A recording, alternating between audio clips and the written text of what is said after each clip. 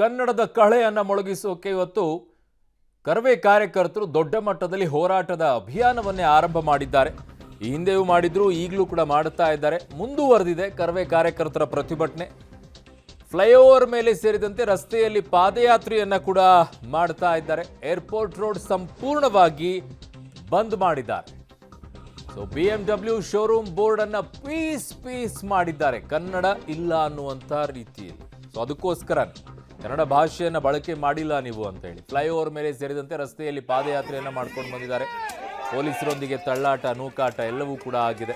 ಕನ್ನಡ ಭಾಷೆಯನ್ನು ಬಳಕೆ ಮಾಡಬೇಕು ಅಂತ ಹೇಳಿ ಕೇವಲ ಆಂಗ್ಲ ಭಾಷೆಯಲ್ಲಿ ನಾಮಫಲಕ ಅಲ್ಲ, ಕನ್ನಡವೂ ಕೂಡ ಅದರಲ್ಲಿ ಇರಬೇಕು ಅನ್ನುವಂಥ ಒತ್ತಾಯವನ್ನು ಮಾಡಿ ಇವತ್ತು ಪ್ರತಿಭಟನೆಯನ್ನು ಮಾಡಿದ್ದಾರೆ.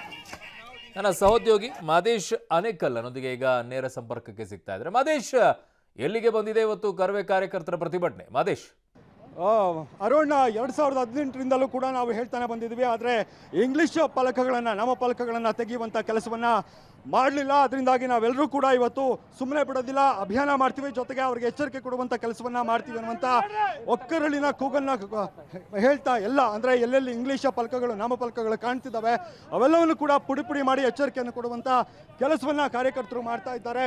ಎಲ್ಲೂ ಕೂಡ ಅಂದರೆ ಎಲ್ಲೆಲ್ಲಿ ಇಂಗ್ಲೀಷ್ ಕಾಣಿಸ್ತಿದೆ ಎಲ್ಲವೂ ಕೂಡ ಪುಡಿ ಮಾಡುವಂಥ ಕೆಲಸವನ್ನು ಮಾಡ್ತಾರಂಥದ್ದು ಗಮನಿಸ್ಬೋದು. ಟೊಯೋಟಾ ಶೋರೂಮ್ಗೆ ಈಗ ಮುತ್ತಿಗೆಯನ್ನು ಹಾಕಿದ್ದಾರೆ. ಜೊತೆಗೆ ಈ ರಸ್ತೆಯಲ್ಲೇ ಕುಳಿತು ಪ್ರತಿಭಟನೆ ಅಂದರೆ ಯಾವ ವೆಹಿಕಲ್ಗಳು ಕೂಡ ಓಡಾಡೋದಕ್ಕೆ ಸಾಧ್ಯ ಆಗೋದಿಲ್ಲ, ಆ ಮಟ್ಟಿಗೆ ಬಂದ್ ಮಾಡಿದ್ದಾರೆ. ಸಂಪೂರ್ಣವಾಗಿ ಏರ್ಪೋರ್ಟ್ನ ಈ ಫ್ಲೈಓವರ್ ಏನಿದೆ ಇದು ಸಂಪೂರ್ಣವಾಗಿ ಬಂದ್ ಆಗಿರುವಂಥದ್ದು. ಯಾವ ವಾಹನಗಳು ಕೂಡ ಗಮನಿಸ್ಬೋದು, ಏರ್ಪೋರ್ಟ್ನ ವಾಹನಗಳು ಕೂಡ ತುಂಬ ಕಷ್ಟಪಟ್ಟು ಓಡಾಡುವಂಥ ಪರಿಸ್ಥಿತಿ ಇಲ್ಲಿ ನಿರ್ಮಾಣ ಆಗಿದೆ. ಜೊತೆಗೆ ಈ ರಸ್ತೆಯಲ್ಲಿ ಅಂದರೆ ಎಲ್ಲೆಲ್ಲಿ ಕಾಣಿಸ್ತಾ ಟೊಯೋಟಾ ಶೋರೂಮ್ ಆಗಿರ್ಬೋದು, ಟೊಯೋಟಾ ಶೋರೂಮ್ಗೂ ಕೂಡ ಈಗ ಮುತ್ತಿಗೆಯನ್ನು ಹಾಕಿದ್ದಾರೆ ಕರವೇ ಕಾರ್ಯಕರ್ತರು.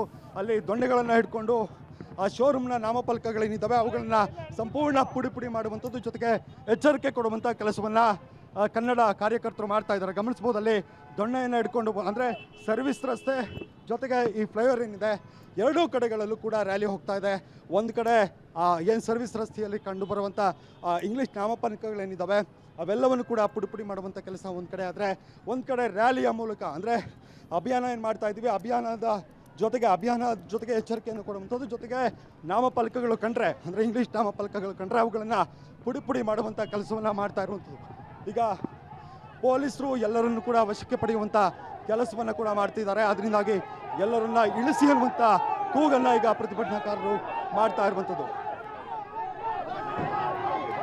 ವಶಕ್ಕೆ ಪಡೆದವರನ್ನ ಬಿಡಿ, ಇಲ್ಲಾಂದರೆ ನಾವು ದಾರಿ ಬಿಡಲ್ಲ ಅಂತ ಈಗ ರಸ್ತೆಯಲ್ಲೇ ಕುಳಿತು ಅವರು ಗೋಷ್ಠಿಗಳನ್ನು ಕೂಗ್ತಾ ಇದ್ದಾರೆ. ಅವರನ್ನು ಇಳಿಸಿ ನಮ್ಮ ಹೋರಾಟವನ್ನು ಹತ್ತಿಕ್ಕುವಂಥ ಕೆಲಸವನ್ನು ಪೊಲೀಸರು ಮಾಡಬಾರ್ದು ಅನ್ನುವಂಥ ಘೋಷಣೆಗಳನ್ನು ಕೂಗ್ತಾ ಇದ್ದಾರೆ. ಪೊಲೀಸರ ಜೊತೆಗೆ ಈಗ ಮಾತಿನ ಚಕಮಕಿ ಆಗ್ತಾ ಇದೆ. ಒಟ್ಟಾರೆ ಬಸ್ನಲ್ಲಿರೋರು ಯಾರಿದ್ದಾರೆ ವಶಕ್ಕೆ ಪಡೆದಿದ್ದೀರಾ, ಎಲ್ಲರನ್ನು ಕೂಡ ಕೆಳಗೆ ಇಳಿಸಿ ಅನ್ನುವಂಥ ಒತ್ತಾಯವನ್ನು ಇವರೆಲ್ಲರೂ ಕೂಡ ಮಾಡ್ತಾ ಇರುವಂಥದ್ದು. ಮಾದೇಶ, ಎಲ್ಲಾದರೂ ಒಂದು ಕಡೆಗೆ ಅಂಗಡಿ ಮಾಲೀಕರು ಅಥವಾ ಶೋರೂಮ್ನ ಮಾಲೀಕರು ಇಲ್ಲ ನಾವು ಬದಲಾವಣೆಯನ್ನ ಮಾಡ್ತೀವಿ, ಒಂದು ಸ್ವಲ್ಪ ಟೈಮ್ ಕೊಡಿ ಅಂತ ಕೇಳುವಂಥ ಪ್ರಸಂಗಗಳೇನಾದರೂ ನಡೀತಾ? ಅರುಣ, ಕೇಳ್ತಾ ಇದ್ದಾರೆ. ಆದರೆ ಏನು ಅಂದರೆ ಪ್ರಮುಖವಾಗಿ 2018ರಿಂದಲೂ ಕೂಡ ನಾವು ಹೇಳ್ತಾನೆ ಬಂದಿದ್ದೀವಿ ಇಂಗ್ಲೀಷ್ ನಾಮಫಲಕಗಳನ್ನು ತೆಗಿರಿ ಅಂತ. ಆದರೆ ನೀವು ಮಾತನ್ನು ಕೇಳ್ತಾ ಇಲ್ಲ.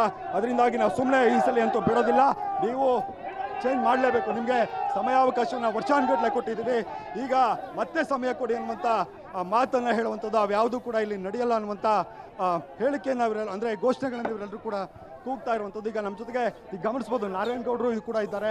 ನಾರಾಯಣಗೌಡರನ್ನು ಕೂಡ ಮಾತಾಡಿಸುವಂತಹ ಪ್ರಯತ್ನ ಮಾಡ್ತೀನಿ, ಅವರು ಏನು ಹೇಳ್ತಾರೆ ಅನ್ನುವಂಥದ್ದನ್ನು.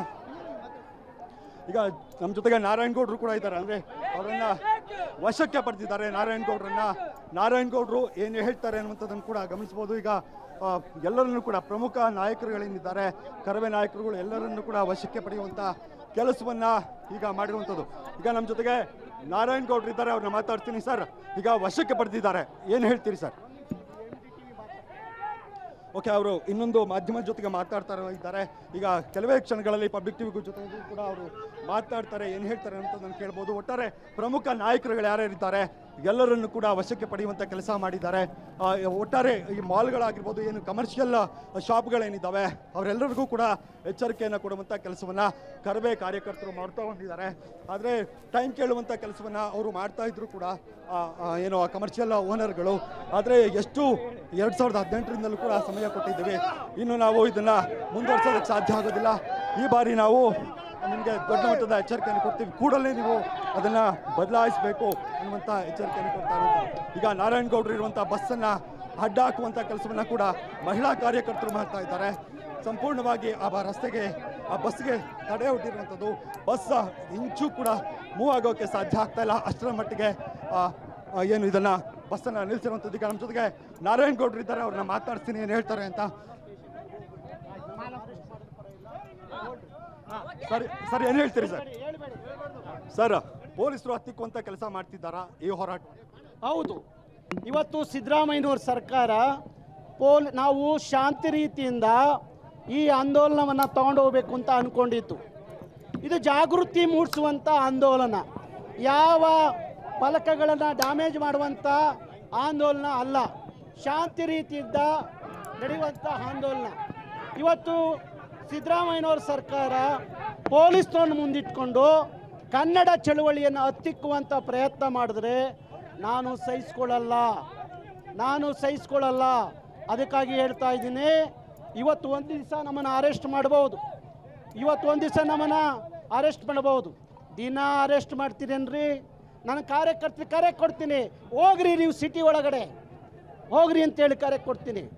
ಯಾಕೆಂದರೆ ಶಾಂತಿ ರೀತಿಯಿಂದ ನಡೀತಿರುವಂಥ ಹೋರಾಟ ಇವತ್ತು ಪೊಲೀಸ್ ದೌರ್ಜನ್ಯದಿಂದ ನಮ್ಮ ಹೋರಾಟವನ್ನು ಹತ್ತಿಕ್ಕುವಂಥ ಕೆಲಸ ಮಾಡಬಾರ್ದು ಅಂತ ಹೇಳ್ತೀನಿ. ನೀವು ಹೋಗ್ರಿ, ನೀವು ಹೋಗ್ರು ಅಲ್ಲೆಲ್ಲ ನಮ್ಮವ್ರು ಇದ್ದಾರೆ, ಹೋಗ್ರು. ಇವತ್ತೊಂದು ದಿನ ಹೋರಾಟನ ಅಥವಾ ನಾಳೆ ಕೂಡ ಮುಂದುವರಿಸ್ತೀರಾ? ಏನು ಸರ್ಕಾರಕ್ಕೆ ಏನು ಎಚ್ಚರಿಕೆ ಸರ್? ಈಗ ಸರ್ಕಾರಕ್ಕೆ ನಾವು 28ರವರೆಗೂ ಗಡುವು ಕೊಟ್ಟಿದ್ದೀವಿ. ಕರ್ನಾಟಕ ಸರ್ಕಾರಕ್ಕೆ 28ರವರೆಗೂ ಗಡುವು ಕೊಟ್ಟಿದ್ದೀವಿ. 28ರೊಳಗಡೆ ಸರಿಯಾದ ಕ್ರಮ ತಗೊಳ್ಳಿಲ್ಲ ಅಂದರೆ ನಾವು ಕಾನೂನು ಕೈಗೆತ್ಕೋತೀವಿ ಅನ್ನುವ ಮಾತನ್ನು ಸರ್ಕಾರಕ್ಕೆ ನೇರವಾಗಿ ಹೇಳ್ತೀವಿ. ಈಗ ಶಾಪ್ಗಳ ಮಾಲೀಕರು ಕೂಡ ಹೇಳ್ತಿದ್ರು ಟೈಮ್ ಕೊಡಬೇಕಿತ್ತು ನಮ್ಗೆ ಸ್ವಲ್ಪ ಅನ್ನೋ ಥರ. ಸುಮಾರು ಸಲ ಟೈಮ್ ಕೊಟ್ಟಿದ್ದೀವಿ, ವರ್ಷಗಟ್ಟಲೆ ಟೈಮ್ ಕೊಟ್ಟಿದ್ದೀವಿ, 100 ತಿಂಗಳಿಗಟ್ಟಲೆ ಟೈಮ್ ಕೊಟ್ಟಿದ್ದೀವಿ. ಎಲ್ಲರಿಗೂ ಮನೆ ಅಂಗಡಿಗೂ ಕರಪತ್ರ ಕೊಟ್ಟಿದ್ದೀವಿ. ಆದರೆ ಅವರ ದುರಾಂಕಾರದ ವರ್ತನೆ ಇದೆಯಲ್ಲ, ಅದನ್ನು ಸಹಿಸೋಕ್ಕಾಗಲ್ಲ. ಅದಕ್ಕೆ ಇದು ಅಂತ್ಯ, ಯಾವುದೇ ಅತಿರೇಕ ಆದಾಗ ಅಂತ್ಯವೂ ಆಗುತ್ತೆ ಅನ್ನೋದಕ್ಕೆ ಇದು ಉದಾಹರಣೆ. ಈಗ ಕರವೇ ಜೊತೆಗೆ ತುಂಬ ಸಂಘಟನೆಗಳು ಕೂಡ ಬೆಂಬಲ ಕೊಟ್ಟಿದ್ದಾವೆ, ಬೇರೆ ಬೇರೆ ಸಂಘಟನೆಗಳು ಬಂದಿದ್ದಾವೆ. ಇವತ್ತು ಕರ್ನಾಟಕ ರಕ್ಷಣಾ ವೇದಿಕೆಗೆ ಯಾರು ಬೆಂಬಲ ಕೊಟ್ಟರೆ ಅವ್ರನ್ನೆಲ್ಲ ವಿಶೇಷವಾಗಿ ನಾನು ಅಭಿನಂದಿಸ್ತೇನೆ. ಇದು ನಾರಾಯಣಗೌಡರು ಹೇಳ್ತಾ ಇರುವಂಥದ್ದು, ಯಾವ ಕಾರಣಕ್ಕೂ ಕೂಡ ನಮ್ಮನ್ನು ಹತ್ತಿಕ್ಕುವಂಥ ಕೆಲಸ, ನಮ್ಮ ಹೋರಾಟವನ್ನು ಹತ್ತಿಕ್ಕುವಂಥ ಕೆಲಸವನ್ನು ನೀವು ಮಾಡೋದಕ್ಕೆ ಆಗಲ್ಲ. ನೀವು ಇವತ್ತು ನಮ್ಮನ್ನು ಅರೆಸ್ಟ್ ಮಾಡ್ಬೋದು, ಆದರೆ ಯಾವ ಕಾರಣಕ್ಕೂ ಕೂಡ ನಾವು ಹೋರಾಟವನ್ನು ಬಿಡಲ್ಲ ಅಂತ ಈಗ ಎಚ್ಚರಿಕೆಯನ್ನು ಕೊಡ್ತಿದ್ದಾರೆ. ಜೊತೆಗೆ ನಮ್ಮ ಹೋರಾಟಗಾರರಿಗೆ, ನಮ್ಮ ಹುಡುಗರಿಗೆ ನಾನು ಕರೆ ಕೊಡ್ತೀನಿ, ಅಂದರೆ ಏನು ಸಿಟಿ ಒಳಗಡೆ ನುಗ್ಗಿ ಸಿಟಿಯ ಒಳಗೆ ಕೂಡ ಎಲ್ಲೆಲ್ಲಿ ಇಂಗ್ಲೀಷ್ ನಾಮಫಲಕಗಳು ಕಾಣಿಸ್ತವೆ ಅವೆಲ್ಲವನ್ನು ಕೂಡ ತೆರವು ಮಾಡಿ ಅನ್ನುವಂಥ ಸೂಚನೆಯನ್ನು ಕೊಡ್ತೀವಿ ಅನ್ನುವಂಥ ಮಾತನ್ನು ನಾರಾಯಣಗೌಡರು ಹೇಳ್ತಾ ಇರುವಂಥದ್ದು. ಒಟ್ಟಾರೆ ಈ ರ್ಯಾಲಿ ಏನಿದೆ, ರ್ಯಾಲಿ ಈಗ ಸಂಪೂರ್ಣವಾಗಿ ಮುಂದುವರಿತಾ ಇದೆ. ಇದು ಸಿಟಿಯ ಒಳಗೆ ಅಂದರೆ ಮಾಲ್ ಆಫ್ ಏಷ್ಯಾ ಏನಿದೆ ಅಲ್ಲಿ ಹೋಗುವಂಥದ್ದು. ಮೊದಲಿಗೆ ಅಲ್ಲಿ ಹೋಗಿ ಅಲ್ಲೂ ಕೂಡ ಇಂಗ್ಲೀಷ್ ನಾಮಫಲಕಗಳನ್ನು ತೆರವು ಮಾಡೋದಕ್ಕೆ ಮುತ್ತಿಗೆಯನ್ನು ಹಾಕ್ತೀವಿ ಅನ್ನುವಂಥ ಎಚ್ಚರಿಕೆಯನ್ನು ಕೂಡ ಕೊಟ್ಟಿರುವಂಥದ್ದು. ಇದಾದ ನಂತರ 28ರವರೆಗೆ ನಾರಾಯಣಗೌಡರು ಗಡುವನ್ನು ಕೊಟ್ಟಿದ್ದಾರೆ ಸರ್ಕಾರಕ್ಕೆ. ನಂತರ ಏನೇ ಆದರೂ ನೀವೇ ಜವಾಬ್ದಾರಿ ಅನ್ನುವಂಥ ಎಚ್ಚರಿಕೆಯನ್ನು ಅವರು ಕೊಡ್ತಾ ಇರುವಂಥದ್ದು. ಅರುಣ್.